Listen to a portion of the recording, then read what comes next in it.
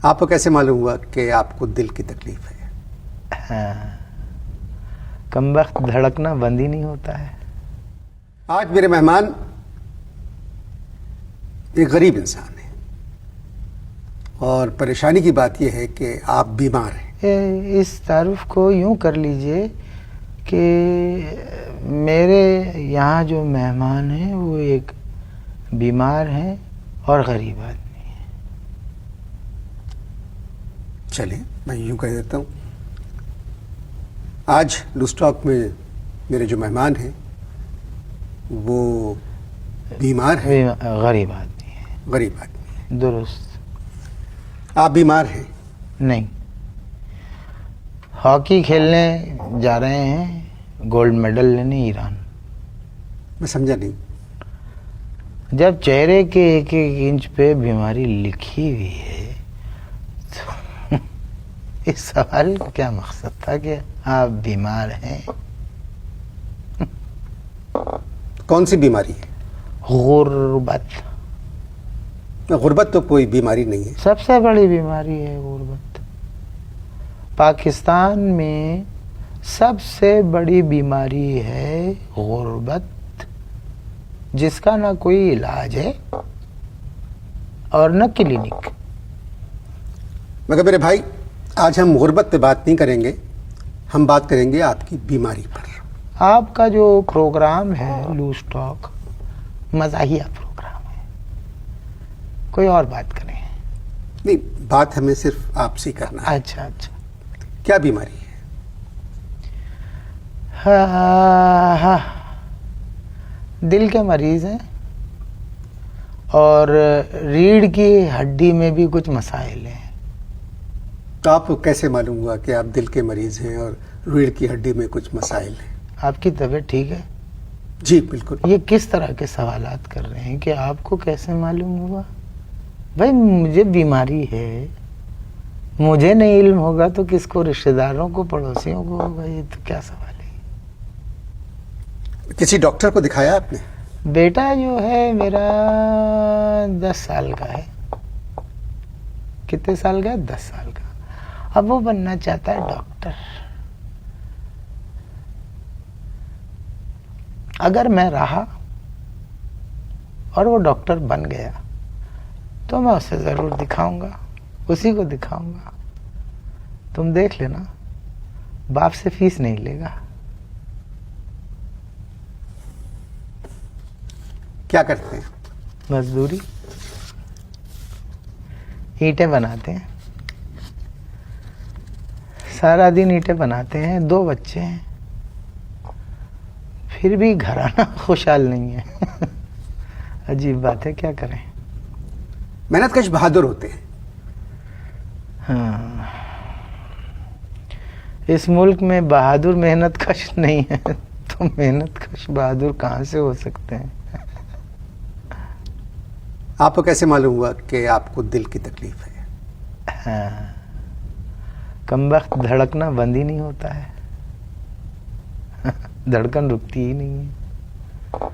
इससे बड़ी और क्या बीमारी हो सकती है? आप तो शायराना किस्म की बातें कर रहे हैं। आपको कब मालूम हुआ कि आपको दिल की बीमारी है? हाँ,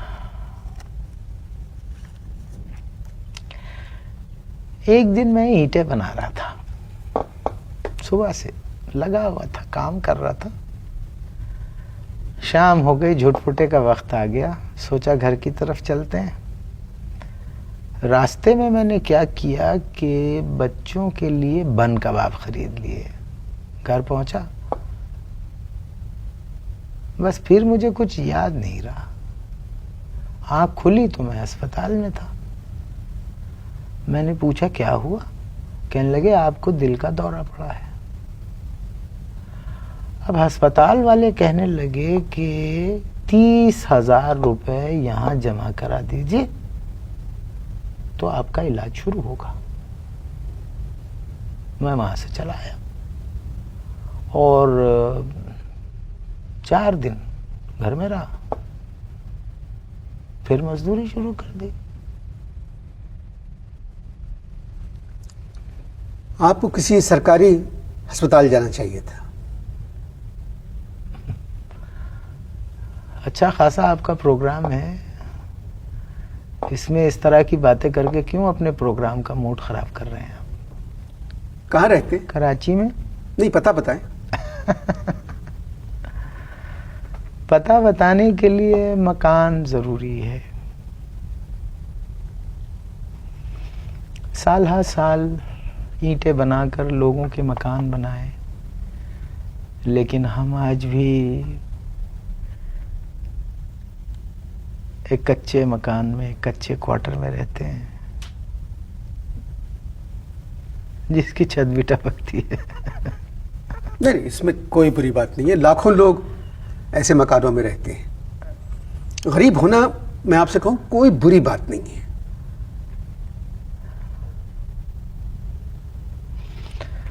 अक्सर टीवी पे मैंने देखा है इस तरह के बयानात लोग बगैर सोचे समझे क्यों दे देते हैं कि गरीब होना कोई बुरी बात नहीं है। कभी एक्सरे कराएं गुर्बत का, एक्सरे कराएं।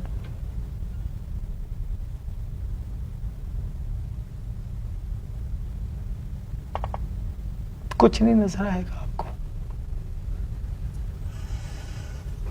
चले, मेरे ख्याल में आपको सरकारी अस्पताल जाना चाहिए था। कभी आप गए हैं सरकारी अस्पताल किसी बस में बैठ के? नहीं। जाएं, एक दफा जरूर जाएं। मगर एम्बुलेंस तो घर आ जाती है। अमीरों के घर आती है। हमारी छोटी सी बस्ती है, वहां तक पहुंचती नहीं है, और अगर कभी आ जाती है तो इतनी देर में आती है कि फिर उसकी जरूरत बाकी नहीं रहती। बहुत दफा गया हूं सरकारी अस्पताल में,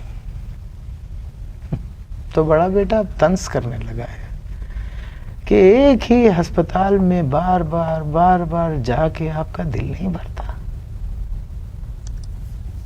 वहां के डॉक्टर ने क्या कहा? वैसे बुरा मत मानिएगा, आप मेरे मर्ज के पीछे पड़ गए हैं।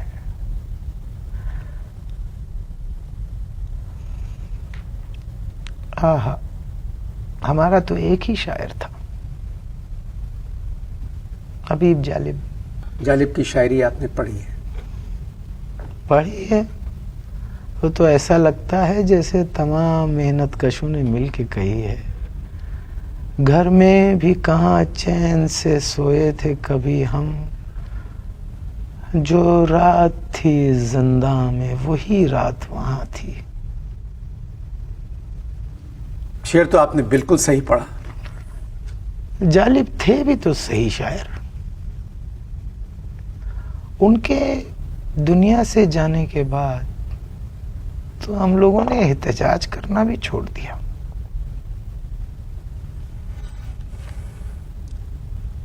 अगर कहीं जाना भी है आपको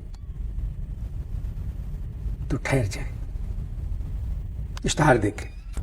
इश्तहारों से पहले हम बात कर रहे थे जालिब की शायरी पर। वैसे माफ कीजिएगा, बहुत गलत वक्त में आपने इश्तिहार दिखाए, जबकि मेरी कहानी एक अहम मोड़ में दाखिल होने वाली थी।